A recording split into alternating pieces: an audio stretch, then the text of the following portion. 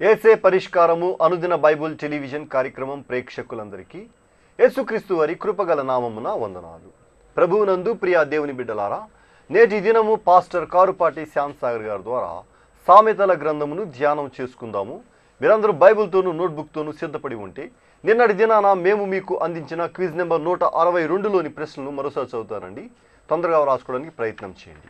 ఈ quiz number 162 145 నుండి 150 కీర్తనల మధ్య ఇవ్వబడిన ప్రశ్నలు. మొదటి ప్రశ్న, యెహోవా ఎవరిని ఉద్ధరించువాడు? యెహోవా ఎవరిని ఉద్ధరించువాడు?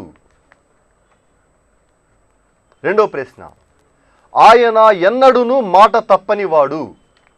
రిఫరెన్సు వ్రాయండి. ఆయన ఎన్నడూను మాట తప్పనివాడు. రిఫరెన్సు వ్రాయండి. మూడో ప్రశ్న, ఆయన ఆకాశమును దేనితో కప్పువాడు? ఆయన ఆకాశమును దేనితో కప్పువాడు? నాలుగో ప్రశ్న, యెహోవా ఎవరి యందు ప్రీతి గలవాడు? యెహోవా ఎవరి యందు ప్రీతి గలవాడు? ఐదో ప్రశ్న, దేని బలమందు ఆయన సంతోషించడు? దేని బలమందు ఆయన సంతోషించడు? ఈ 5 ప్రశ్నలకు సరైన సమాధానాలు రాసి వచ్చే శనివారంలోగా మా కార్యాలయానికి పంపించండి. మీ పేరు, అడ్రస్సు రాయటం మర్చిపోకండి. మీరందరూ సిద్ధపడి ఉంటే పాస్టర్ కారుపాటి శ్యామ్ సాగర్ గారు ప్రార్థన చేసి ఈ దినపు వాక్య పరిచర్య చేస్తారు. ప్రభువునందు ప్రియమైన దేవుని బిడ్డలారా, ఈ రాత్రి కాలపు వాక్య భాగమునకు ఆర్థిక సహకారం అందిస్తున్న వారు రావూరి బ్లాండినా గారి రిటైర్డ్ హెచ్వి గారి జ్ఞాపకార్థం శ్రీమతి రూత్ గారు, చిరంజీవి గారు, గాంధీ, పూర్ణ, జోసఫ్ రాజు, కుమారి గారు సహకారం అందిస్తున్నారు. బొర్రంపాలెంలో మెడికల్ డిపార్ట్మెంట్లో పనిచేస్తున్న రూత్ గారికి, చిరంజీవి గారికి ప్రత్యేక కృతజ్ఞతలు తెలియజేస్తున్నాం. ప్రార్థన చేసుకుందాం. దయచేసి తలలు వంచండి, ప్రార్థనలో ఏకీభవించండి. మమ్మల్ని మిక్కిలిగా ప్రేమిస్తూ ఉన్న మా ప్రియ పరలోకపు తండ్రి, మీ పరిశుద్ధ ఘననామమునకు స్తోత్రాలు, స్తుతులు చెల్లిస్తున్నాం. మీ కృప విస్తారమైనది, మీ జ్ఞానం అపారమైనది. ప్రభు, మీ అద్భుత శక్తి మా జీవితాల్లో, మీ ఆశ్చర్యకరమైనటువంటి జాలి, కరుణ మా జీవితాలకు మీరు ఇస్తున్నందుకై వందనాలు చెల్లిస్తున్నాను. మా ప్రేక్షకులను దీవించమని ప్రార్థిస్తున్నాను. వాక్యము మాకు ఆశీర్వాదం, వాక్యము ప్రకారం నడుచుకొనుట మాకు దీవెన. కావున మిమ్మల్ని వెంబడించు భాగ్యం మా ప్రేక్షకులకు ఇవ్వండి. అటువలనే బ్లాండినా అను మీ దీన దాసురాలు మీ సన్నిధికి చేర్చుకున్నారు. మీకు స్తోత్రాలు. మీ దాసురాలు రూత్ గారిని, చిరంజీవి గారిని మరియు వారి కుటుంబ సభ్యులను నాయన మీరు దీవించాలని మేము ప్రార్థిస్తున్నాం. మీ కృపా సహాయం వీరికి ఇవ్వండి. అనేక మంది వాక్యం వింటున్నారు. వేల కుటుంబాలు ఈ రాత్రి నిన్ను స్తుతిస్తున్నాయి. ప్రభు, ఇన్ని వేల కుటుంబాలకి వాక్యమును ప్రసారం చేసే భాగ్యము అనేకులకు దయచేయమని ప్రార్థిస్తున్నాం. ఎపిసోడ్ స్పాన్సర్స్ అనుగ్రహించండి. మీ కృపలో పరిష్కారం వర్ధిల్ల చేయండి. ఈ రాత్రి కాలపు వాక్య ధ్యానం మా అందరికీ ఆశీర్వాదకరంగా మార్చండి. మా రక్షకుడైన యేసు ప్రభు పేరిట ప్రార్థన చేస్తున్నాము తండ్రి, ఆమేన్. ప్రభువునందు ప్రియమైన దేవుని బిడ్డలారా, సామెతల గ్రంథం 1వ అధ్యాయం 4 దినాలు ధ్యానం చేశాం. 2వ అధ్యాయాన్ని మనం ధ్యానించుకుందాం. సామెతల గ్రంథం చదువుతున్నప్పుడు విశ్వాసులు ఆత్మీయంగా ఎదుగుట కొరకును, దైవ చిత్తపు నెరవేర్పులో విశ్వాసులు ఎట్లు నడుచుకోవాలో సామెతల గ్రంథం చాలా తేటగా తెలియజేసింది. దేవుడు విశ్వాసుల జీవితాల్లో ఎటువంటి స్టాండర్డ్, ఎటువంటి ప్రమాణం ఆయన ఎక్స్పెక్ట్ చేస్తున్నాడు ఇందులో తెలియచేయబడింది. One way or other way, conduct code of conduct reveal అయింది సామెతల గ్రంథంలో. ఎలా ఉండాలి విశ్వాసి? చాలా తేటగా మాట్లాడాడు. 2వ అధ్యాయం 1వ వచనం. నా కుమారుడా, నీవు నా మాటలను అంగీకరించి నా ఆజ్ఞలను నీ యొద్ద దాచుకొనిన ఎడల, నా మాటలను అంగీకరించి నా ఆజ్ఞలను నీ యొద్ద దాచుకొనిన ఎడల, జ్ఞానమునకు నీ చెవియొగ్గి హృదయపూర్వకముగా వివేచన అభ్యసించిన ఎడల, తెలివికై మొరపెట్టిన ఎడల, వివేచనకై మనవి చేసిన ఎడల, వెండిని వెదికినట్లు దానిని వెదికిన ఎడల, దాచబడిన ధనము వెదికినట్లు దాన్ని వెదికిన ఎడల, యెహోవా యందు భయభక్తులు కలిగి ఉండుట ఎట్టిదో నీవు గ్రహించదు. ఇక్కడ నేను చదివిన వాక్య భాగం మీరు పరిశీలన చేస్తే ఎడల ఎడల ఎడల అనే పదం 6 పర్యాయాలు రాశాడు. ఈ 6 పర్యాయాలు, 6 మాటలు, వీటి అర్థం మీరు కూర్చొని తీరిగ్గా ఉన్నప్పుడు ఆలోచించండి. ఒక ప్రధాన ప్రశ్నకు జవాబు ఇది. యెహోవా యందు భయభక్తులు అంటే ఏమిటి అనే దానికి జవాబు ఇది. నీవు గ్రహిస్తావు, ఇదా యెహోవా యందు భయభక్తులు అంటే? ఇలా ఉంటాయా? దీనిని భయభక్తులు అంటారా అనేది నువ్వు తెలుసుకోవాలి అంటే కనుక దేవుని మాటలు అంగీకరించాలి. అర్థమవుతుందా? ఒక వ్యక్తి యొక్క ఆత్మీయ జీవితం నిర్మాణం చేయబడేది దేనిపైనో తెలుసిన?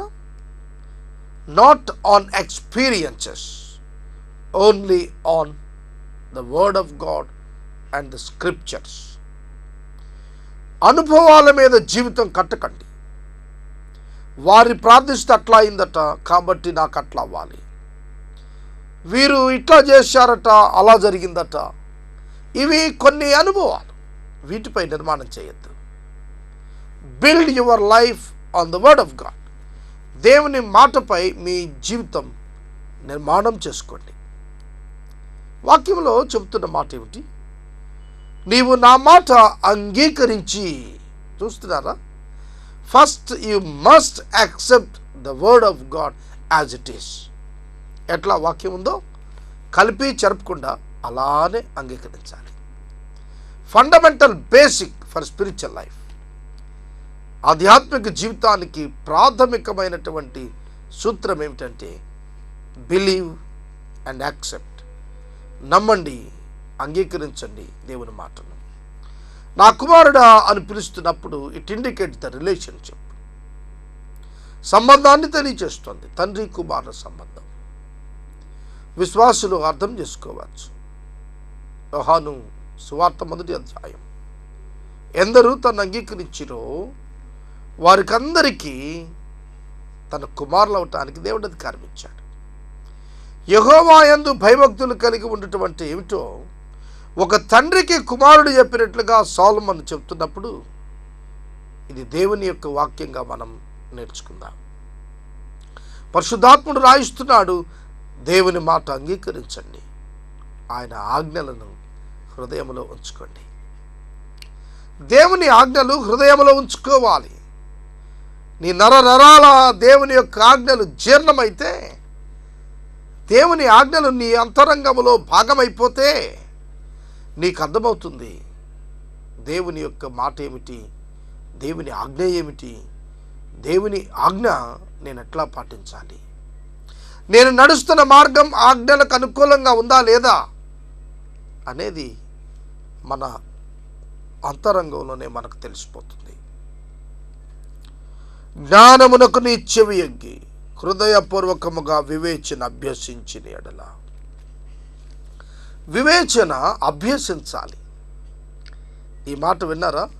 నేను పదే పదే చెప్తున్నాను, మీకు గ్రహింపు అవుతుందో లేదో నాకైతే తెలియదు. కానీ కీర్తనల గ్రంథం ధ్యానించినప్పుడు మొట్టమొదట కీర్తన ప్రారంభానుకున్న అనుభవం, మొదట కీర్తన ప్రారంభానుకున్నటువంటి ఎక్స్పీరియన్స్, ప్రత్యేకమైన జ్ఞానం చివరి కీర్తనకు వచ్చేటప్పటికి చాలా తేటగా ప్రభువును మనం గ్రహించగలుగుతాం అని చెప్పాను. అలాగే వివేచన అభ్యసించాలి. వివేచన ఎక్కడ దొరుకుతుంది? ఏ మెటీరియల్లో ఉంటుంది? ఏ సబ్జెక్ట్లో దొరుకుతుంది? ఏ పుస్తకంలో ఉంటుంది అభ్యసించటానికి?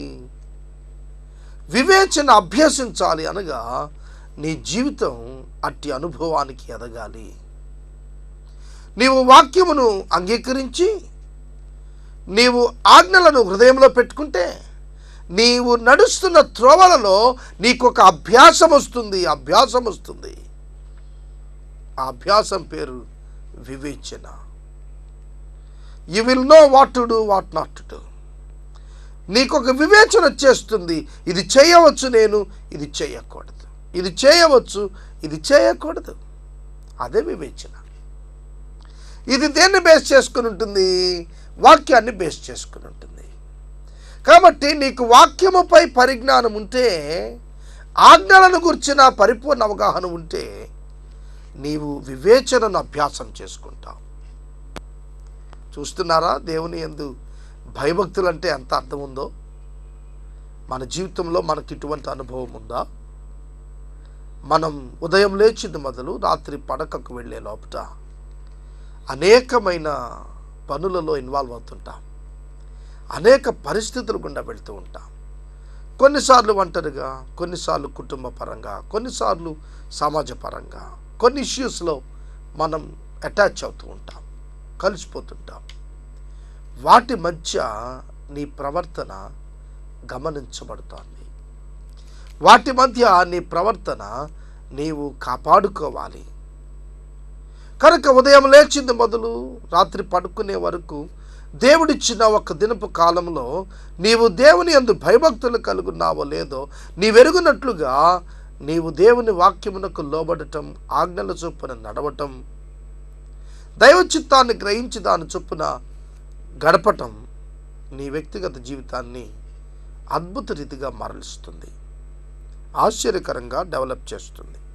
జ్ఞానానికి నీ చెవియొగ్గు, హృదయపూర్వకంగా వివేచన అభ్యసించు. హృదయపూర్వకముగా అనే మాట చాలా ప్రాముఖ్యం, ఇక్కడ అవసరం. ఏమిటంటే వివేచన అభ్యసించు అంటే సరిపోతుంది, కానీ హృదయపూర్వకముగా అనే మాట పెట్టాడు. దీనిలో ఎవ్వరి ప్రమేయం లేదు. వివేచన అభ్యసించటంలో, ఆజ్ఞలను నీవు దృష్టిలో పెట్టుకోవటంలో, వాక్యాన్ని అంగీకరించడంలో ఇతరుల ప్రమేయం ఉండకూడదు. It is your personal affair. It is between you and your God. నీ విశ్వాసం నీకు దేవునికి మధ్య ఉంటుంది. నీ వ్యక్తిగత జీవితం దేవునికి నీకు మధ్యనే.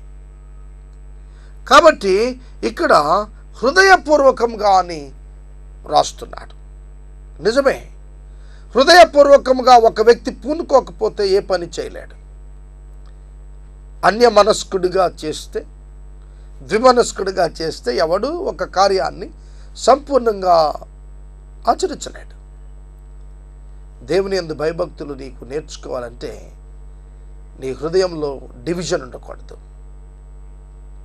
నీ హృదయంలో ద్వంద్వత్వం రాకూడదు, నీ హృదయంలో ఒక కాన్సన్ట్రేషన్ రావాలి, హోల్నెస్, సంపూర్ణత రావాలి, ఏకీకృత భావం రావాలి.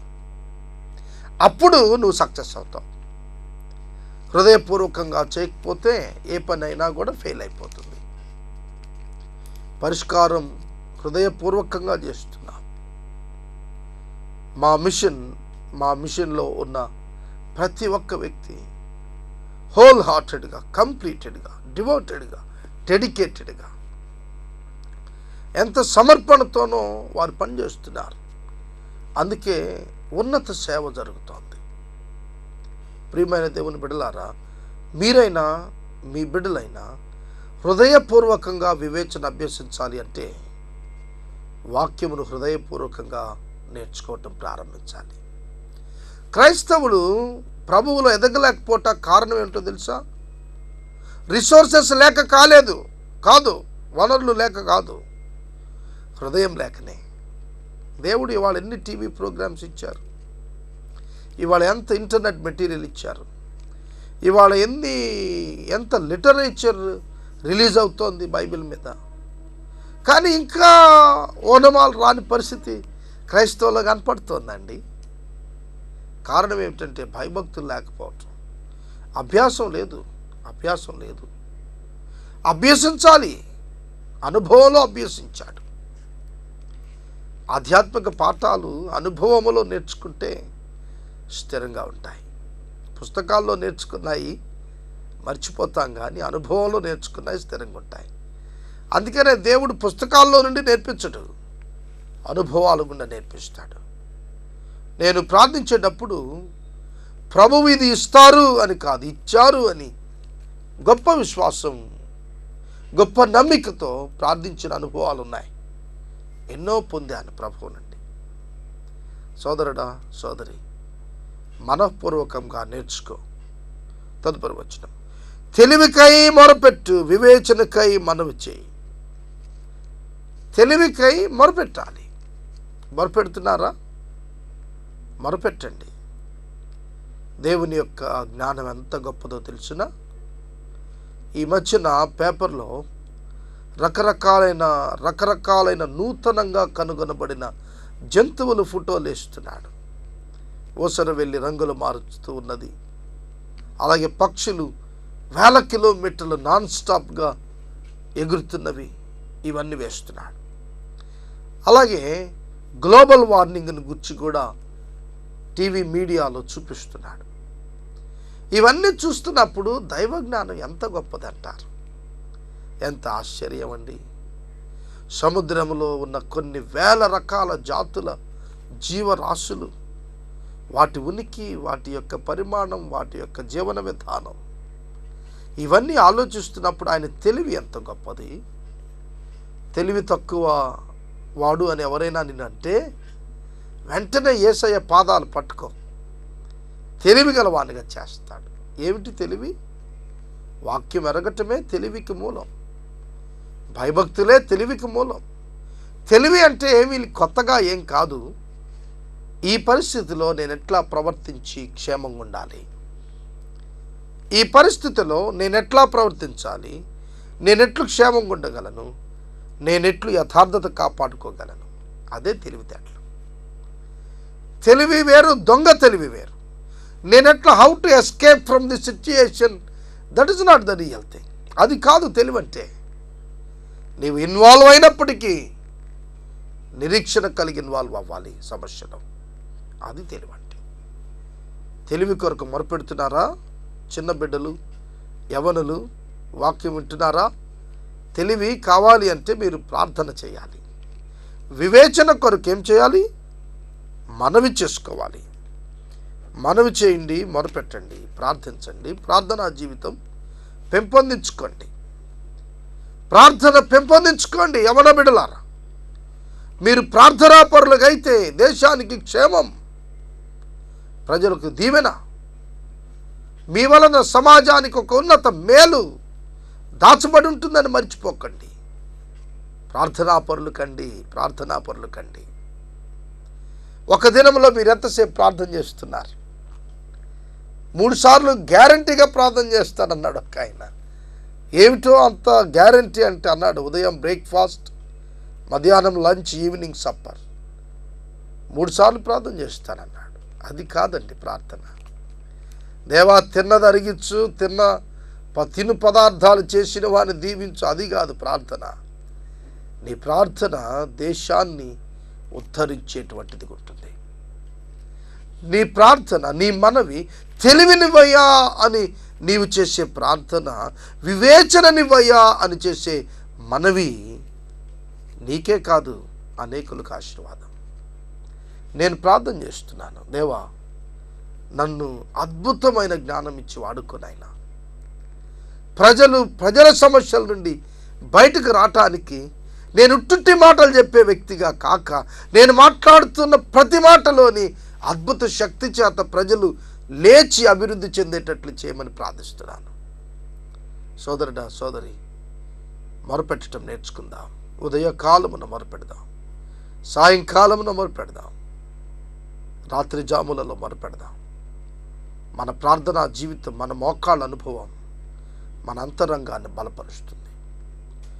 మోకాళ్ళు అనుభవం, మోకాళ్ళు వేసినందున మోకాళ్ళు సడలితే సరియే కానీ అంతరంగం బలపడాలి. నీ అంతరంగం బలపడాలి అంటే ఆధ్యాత్మిక అద్భుత శక్తి నీ జీవితంలో ప్రసరింప చేయబడాలంటే అద్భుతమైన ప్రార్థనను నీవు నీ జీవితంలో ఒక భాగం చేసుకోవాలి. నీ జీవితంలో నిద్ర ఎలా ఒక భాగమో నీ జీవితంలో ప్రార్థన అలా భాగం కావాలి. నిద్రపోకపోతే నువ్వు ఎట్లా సిక్ అయిపోతావో శారీరకంగా, ప్రార్థన చేయకపోతే నువ్వు స్పిరిచువల్గా సిక్ అయిపోతావు, జబ్బు పడిపోతావు. జాగ్రత్త. ప్రార్థన చేయాలి. ప్రార్థన యొక్క ఉపయోగాలు మీరు గుర్తెరిగితే ప్రార్థన మానలేరు అసలు. ప్రార్థన అంటే నేను గుడికెళ్ళి కనపడేది గురించి మాట్లాడటంలే, మోకాళ్ళపై ప్రభు యొద్దకు రావటం గురించి మాట్లాడుతున్నాను. ఒకవేళ మోకాళ్ళు వేయలేకపోయావా, కూర్చొని ప్రార్థన చేసుకో. ప్రభువు భంగిమలను గురించి ఆలోచించేవాడు కాదు. నువ్వు మోకరించావా, నిలబడ్డావా, కూర్చున్నావా, వాటంక ప్రభువు చూడటంలే. ప్రభువు నీ అంతరంగం వైపు చూస్తాడు. నువ్వు ప్రార్థిస్తున్నప్పుడు నీ అంతరంగంలో కలిగే అద్భుత మార్పులు చాలా తక్కువ కాలంలోనే నీవే పసిగట్టగలుగుతావు. అదే వివేచన నీ అంతరంగంలో వస్తుంది. సోదరుడా, సోదరి, ప్రార్థన కొరకు సమయాన్ని కేటాయించు. తదుపరి వచ్చిన వెండిని వెదికినట్లు తెలివి, వివేచన, జ్ఞానము, వాక్యము, ఆజ్ఞలు వెదికిన ఎడల దాచబడిన ధనము వెదికినట్లు దానిని వెదికిన ఎడల. దేన్ని వెదికినట్టు? వెండిని వెదికినట్లు, దాచిన ధనమును వెదికినట్లు. చూడండి, కొన్ని పర్యాయాలు మనం బీరువాలో డబ్బులు పెట్టి ఒక చోట పెట్టాం, మర్చిపోయాం అనుకోండి, బీరువా అంతా వెతుకుతాం. ఎట్లా వెతుకుతాం? దాచిన ధనాన్ని నిర్లక్ష్యంగా వెతుకుతామా, లక్ష్యముతో వెతుకుతామా? చాలా లక్ష్యంగా వెతుకుతాం. ఏమాత్రం అందులో నిర్లక్ష్యం ఉండదు. వెతుకులాటలో చాలా శ్రద్ధగా వెతుకుతాం. శ్రద్ధగా వెతకాలి. దేవుని వాక్యాన్ని శ్రద్ధగా వెతకండి, మీ సమస్యలకు పరిష్కారం దొరుకుతుంది. నా యొద్దకు కౌన్సిలింగ్ కొరకు వచ్చే వాళ్లకు నేను చెప్పేదంతా వాక్యమే. పొలిటికల్ లీడర్స్ మొదలుకొని చాలా చిన్న స్థాయిలో ఉన్న వ్యక్తుల వరకు కూడా ఈ పరిశుద్ధ వాక్యంలో వారికి కావలసిన జవాబులు ఉన్నాయి. ప్రతిదానికి బేసిక్ బైబిల్ గ్రంథం. Basic is the Bible. పరిశుద్ధ బైబిల్ గ్రంథం ప్రతి విధమైన దానికి ప్రధాన భూమిక కలిగి ఉంది. సోదరుడా, సోదరి, వాక్యములో చూడండి, వెండిని వెతికినట్లు వెతకాలి, శ్రద్ధగా వెతకాలి. దాచబడిన ధనము వెతికినట్లుగా దానిని వెతకాలి. యెహోవా యందు భయభక్తులు కలిగి ఉండుట ఎట్టిదో నీవు గ్రహిస్తావు. దేవుని గూర్చిన విజ్ఞానము నీకు లభించును. చాలా ఇంపార్టెంట్ ఇది. దేవుని గూర్చిన విజ్ఞానము నీకు లభించును. దేవుని వాక్యంలో మీరు యోబు జీవితం పరిశీలిస్తే ఈ వచనాలన్నింటికీ సరిపోతుంది. ఈ 1వ వచనం నుండి 5 వరకు చదివాం, చూశారు. 6 పర్యాయాలు ఎడల అంటూ వచ్చాడే, ఆ మాటలన్నింటికీ యోబు క్యారెక్టర్ కరెక్ట్గా ఫిక్స్ అవుతుంది. అద్భుత దేవుని గుర్చిన తెలివి అగోచరం అంటాడు. అట్టి వివేచన నరునికి లేదంటాడు. చివరికి వచ్చేటప్పటికి నా కనులార చూస్తున్నానన్నాడు యోబు. దేవుని గురించి మీ అనుభవం ఏమిటి? దేవుని గురించి మీరేం తెలుసుకున్నారు? సూర్యుని గురించి నీకేం తెలుసు అంటే చాలా విషయాలు చెప్పగలుగుతావు, ఎందుకంటే సైంటిస్టులు చెప్పేశారు. మరి బైబిల్లో దేవుని గురించి నీకేం తెలుసు? చాలామందికి దేవుని గురించి ఏమీ తెలియకే వారు ఏది పడితే దాన్ని దేవుడని అనుకుంటున్నారు. సృష్టికర్త అయిన దేవుణ్ణి సృష్టముగా చేసి పూజిస్తున్న వారికి దేవుని గురించిన వివేచన లేదు.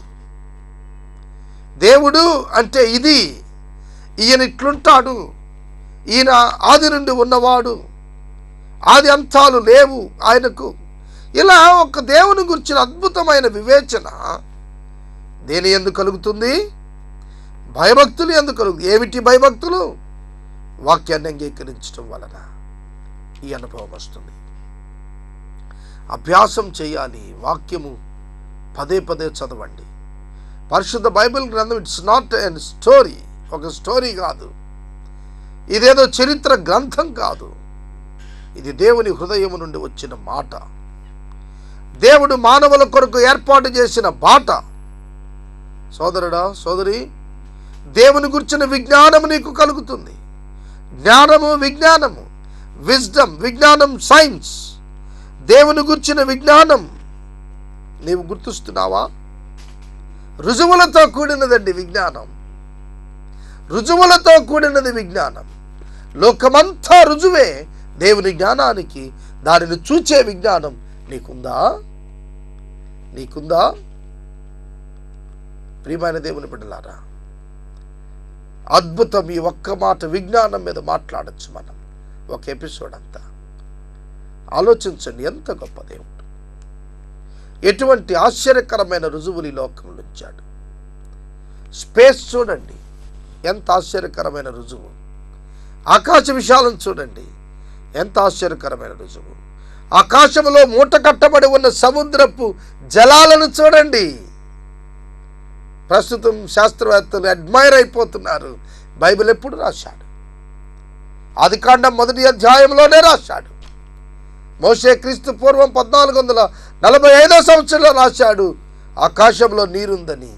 ఈ రోజున సైంటిస్టులు కనుక్కొని అద్భుతం, అబ్బురం అంటున్నారు. ఎట్లా ఉంది ఆకాశంలో నీరు? ఎట్లా ఉంది? పడిపోకుండా ఏ గ్రావిటీ పవర్ దాన్ని ఆపుతోంది? సముద్రం భూమి మీదకి రాకుండా ఎవరు ఆపుతున్నారు? ఈ రుజువులన్నీ కాదా దేవునికి? ఆ దేవుడు, ఆ సృష్టికర్త నరుడుగా ఈ లోకానికి వచ్చాడు. ఆ సృష్టికర్త నరుడికి ఈ లోకానికి వచ్చాడు. అద్భుతం అండి. బైబిల్ గ్రంథం నేర్చుకునే కొద్దీ ఒక గొప్ప సముద్రం కంటే విస్తారమైనది. ప్రియమైన దేవుని బిడ్డలారా, దేవుని గురించిన విజ్ఞానం నీకు కావాలి అంటే you must obey to the word of God. దేవుని వాక్యానికి లోబడు, దేవుని వాక్యాన్ని చేర్చుకో, ప్రార్థన చేయి, ప్రభువుకు నమ్మకంగా ఉండు, అభ్యాసం చేయి. వాక్యం చొప్పున జీవితం నీకు దేవుని గురించిన వివేచన, విజ్ఞానం కలుగుతుంది.